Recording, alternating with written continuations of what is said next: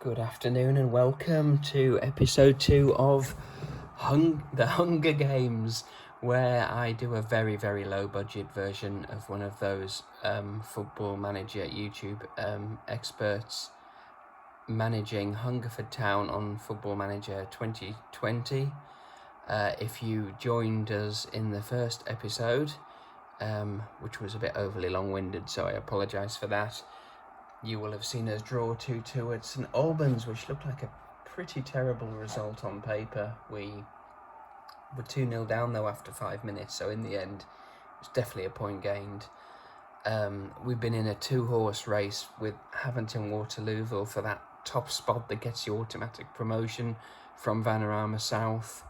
This is my second year in charge, and it's going pretty well, but our form has slipped. We did have a bit of a gap opening up on them, but since that 2-2 draw, our form has generally been good up until the last game where we lost 3-2 at home to playoff chasing Maidstone. Luckily though, Havant, who had also been winning every game, didn't take advantage. They lost against Maidenhead, and then in an interesting twist before this game, we had a waterlogged pitch on Easter Monday, which meant that this Merthyr game, which we're about to watch now, they're quite low down. I think they're safe from relegation, but you know, no excuse not to win it. So that postponed game, and it was pushed back to Thursday this week, which now means our following game has been pushed to the Sunday.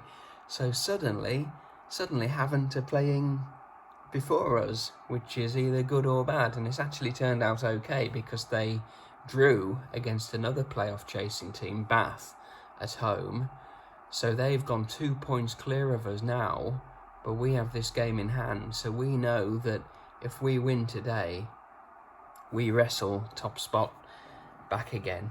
Just to take you through the team, we've got Ben Pearce in goal, we got Seth Twamazi at fullback. I don't know if he played last time, but he's like a long throw expert, and we go for the long throws. That was a massive tactic for us in the previous game. In central defence, we have our young Lithuanian star Chiprin Kasaklovas with Jubril Okadina, who's a former Spurs youngster. He scored 2 goals in that Maidstone game, but we lost in the last minute. Our captain, only 20 years old, Joe Tomlinson, pretty much ever present this season.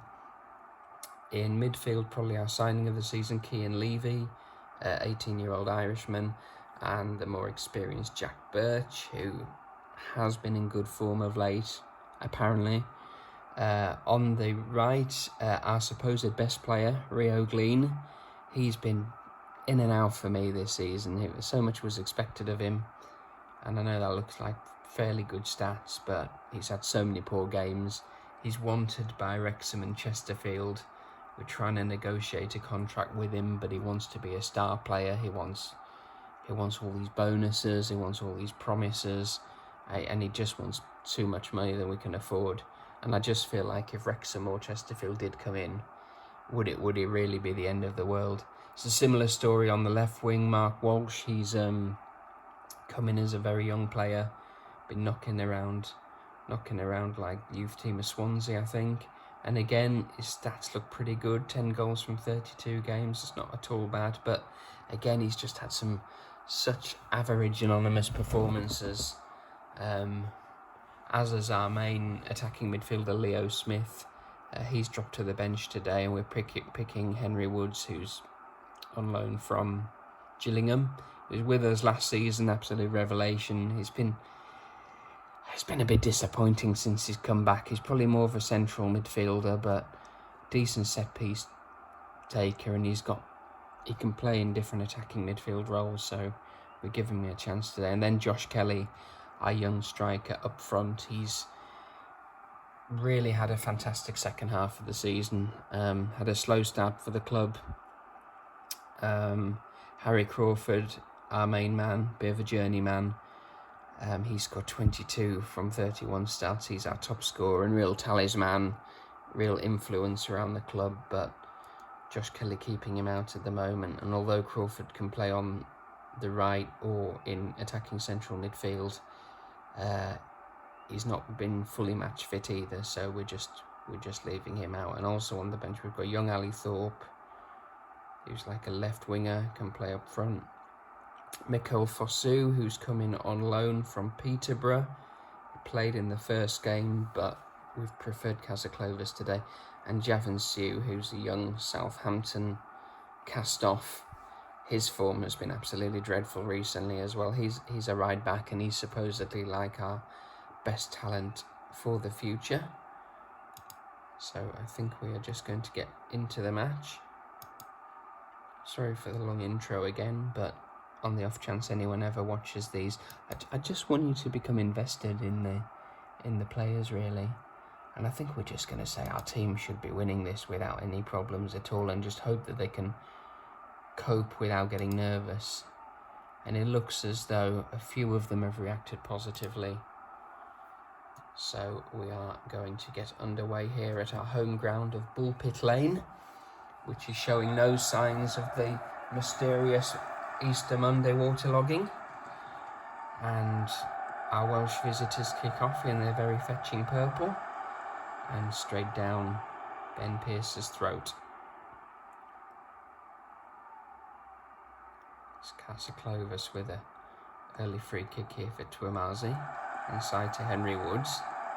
Glean flicks it on. Josh Kelly. Oh, he's wriggled around his man. And he was a bit late in getting the shot away. It was a very good block, but I just think he should have got it shot away sooner.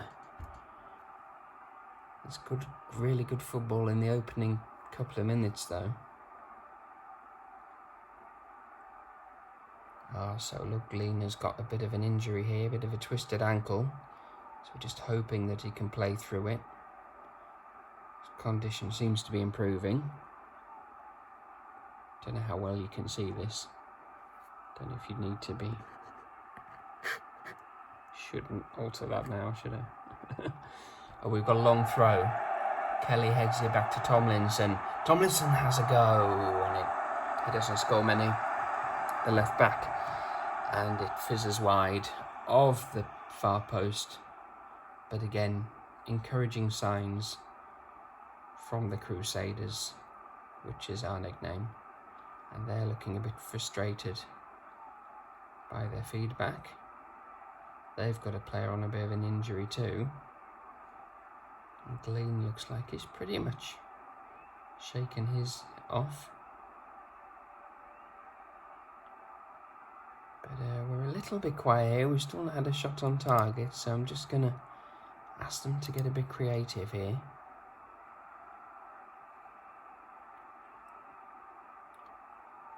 Just got to get that balance right between making them relaxed enough that they're not feeling the nerves, being a very young side that they are, but also being kind of pumped up enough for it. It's always difficult games like this when you've got a young side. Well, a couple of players looking a bit anxious now. Glean with a free kick. Loops it over, the heads go up. Oh! I'm not sure who it was with the header, and it just went wide. But this is better from us now. Levy headed away, but here's Tuamazi going into the area, and Kelly with the header, but it's straight at Yates in the Merthyr goal, and it remains 0-0. And the highlight continues. So Birch doesn't win out against Dinsmore. Oh, and a chance! And I thought that was 1-0. That's easily the best chance of the game. And Merthyr have put it wide. And we really have not been so hot defensively in the last couple of months, really. So coming towards half time, we're not shown a lot.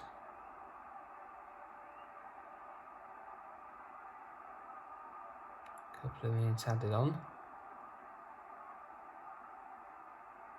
and there we go, half time. So we've had plenty more chances, but I reckon the best highlights been from them, and only 2 games playing tonight. Oxford v Eastbourne's also been rearranged. I think we're just going to have to say to the lads, Rory Fallon says we should try and encourage the team, which is what Rory Fallon says every single game pretty much. I think we're going to just have to give them a bit of the hairdryer treatment here. I'm not happy. Well, that could have gone one of either two ways, but they all look fired up by that. So I'm hoping that as we kick off for the second half, ratings aren't too bad actually. There's no one below 6.6. I would say, from what we've seen in some of the games this season when we haven't been winning, that is not too bad at all. Oh, and Walsh has just looked like he almost rugby tackled their man there. So I wonder if Gleen's going to last the pace with that slide knock that he got. Ball in and the head went up, and I thought for a minute there that Merthyr were going to take the lead. And to be honest, they've had a couple of chances.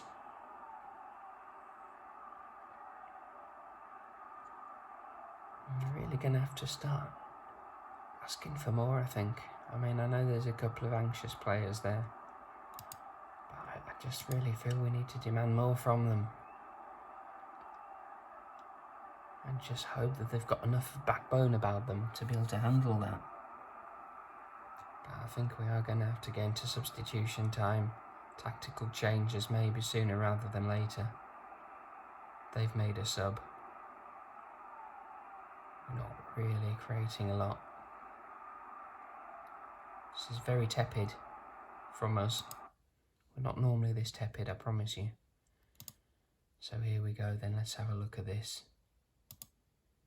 Maybe we should try shooting on sight, get a few more shots in. We've got some decent long-range shooters in the team. I think tempo should be a bit quicker. And then I think we might need a few subs as well. Where am I? So let's have a look what's not working. Gleen is a bit knackered, but he's one of our best players though. I wonder if Woods isn't working so well in that midfield role. Levy's not having a great game. We'll drop Woods back there. We'll bring Leo Smith on for Levy. And we'll let Smith play in his favoured attacking playmaker role. And we will also bring on the man himself, Harry Crawford. It hasn't really been Josh Kelly's day today so far. And it won't be now. He prefers to be pressing forward. Just maybe keep an eye on Rio Gleen. I know he's got that knock, but you still just feel he can do something.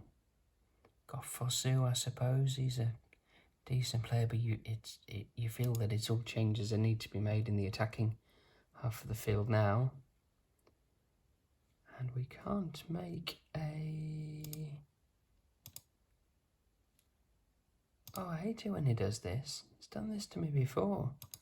He doesn't let you do a team talk. Like some kind of glitch. I don't know if I'm missing something. I've had this once before this season. And then suddenly it acts as though as though all your changes aren't working and all you can do is discard and go back again. So I'm sorry about this. This should be an edit on a video if I was half decent. Let's try and do it all as quickly as I can.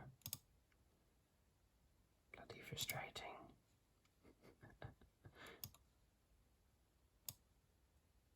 Okay.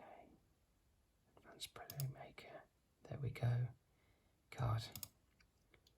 What amazing content for you all.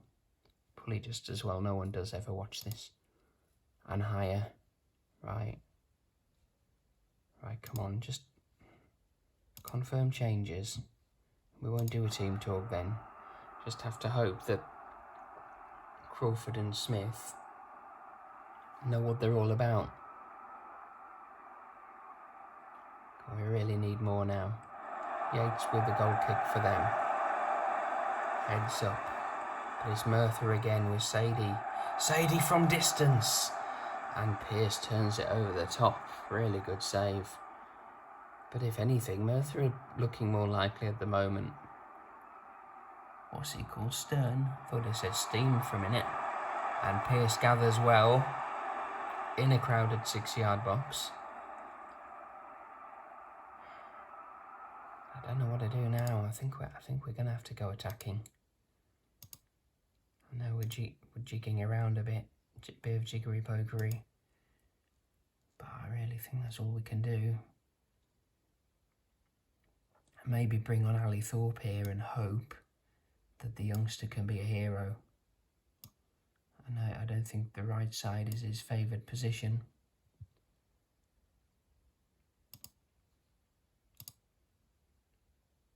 Tell him that there's no pressure on him, even though, obviously, there is pressure on everybody. But I just can't believe how few attacking highlights we've had, even compared with the Maidstone game we lost. We had so much in the way of long throws, causing havoc, corners. Had none of that today. Maybe Merthyr have done a job on us. Anyway, speaking of which, Twamazi is going to launch one in now. Crawford, back to Twamazi. Up coming in, and Crawford, and it's straight to Yates. That's about as good as it's been for us in this second half. And they're messing around with the ball at the back of Merthyr. And now Birch to Tomlinson. Oh, and Leo Smith has got away from his man and he's driving on. It's really well played. It's brilliant from Leo Smith. That's what he can do. He's been in and out this season, but he's always capable of driving through from that attacking midfield position. And just when we needed a bit of magic, Leo Smith goes on and scores a goal totally in keeping with our second half performance, but we don't care about that. We just have to make sure that we don't concede now. And I think we are going to drop back a little bit. Wouldn't mind putting a defensive-minded player in there like Fosu, but we've made our changes now. So we're going to go back to positive. And we are maybe going to do a bit of time wasting as well, just because we can. Although only sometimes. Confirm changes, play. Come on. I'm going to drop them a bit of praise for getting themselves in front. Twamazi, Kazaklovas, just giving the ball straight to them again. Woods, Kazaklovas. Again, it just keeps coming back.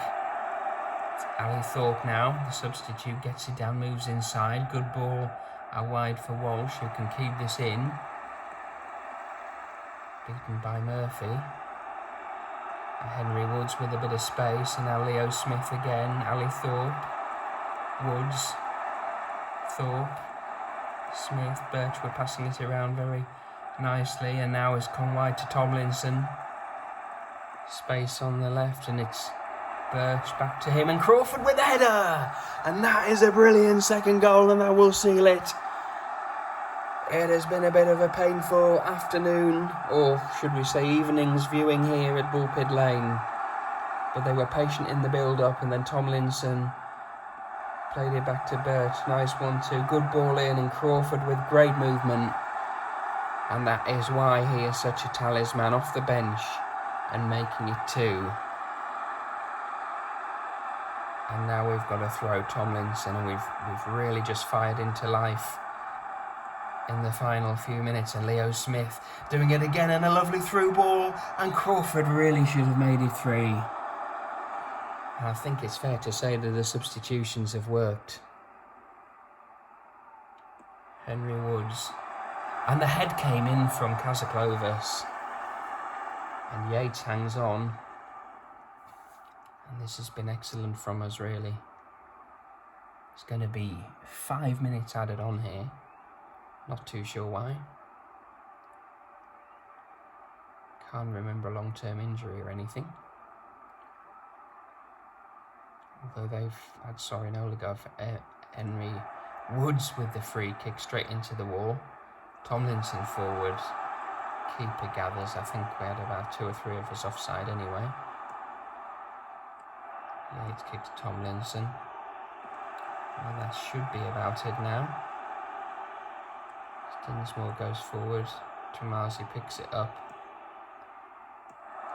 Woods goes forward. Dinsmore goes forward, and the referee blows for full time. Hungerford Town 2, Merthyr Town 0. Leo Smith with 10 minutes left, great driving run, and then Harry Crawford sealing it with a good header from a Joe Tomlinson cross. Leo Smith, man of the match. They only came on quite late, these players. Him and Crawford made the difference. Joe Tomlinson, fantastic at left back with 2 assists. Okadina and Kazaklovas were excellent in the centre of defence. And that will add to the rumours that the only reason we got Mikkel Fosu in on loan on deadline day was because we knew Havant were after him and we wanted to psych them out. But anyway, back to the dressing room, and I think we will say assertively, I'm very pleased with the resultant performance. No point in being anything other than positive at the moment. We're a young team. We've got 3 big games ahead of us, particularly Dorking, and I will be back for a third part right at the end of the season, just as things are getting interesting. But there's the confirmation. We have gone top of the league by a point, 93 points from 43 games. I mean, both us and Havant should be going up really, but you just feel whoever drops into the playoffs could be so disappointed that they might miss out.